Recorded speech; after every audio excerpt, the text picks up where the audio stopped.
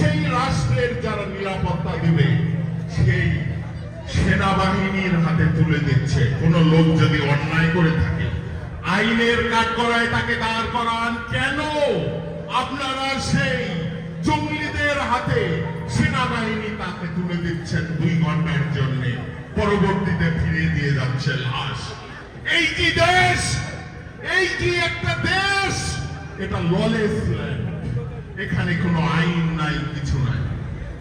যখন শান্তির দূত হিসাবে হরে কৃষ্ণ কৃষ্ণ কৃষ্ণ হরে হরে, হরে রাম রাম রাম হরে হরে, এই শান্তির বাণী এই চ্যান্টিং করে রাস্তায় ঘুরে বেড়াতেন শ্রী চিন্ময় প্রভু।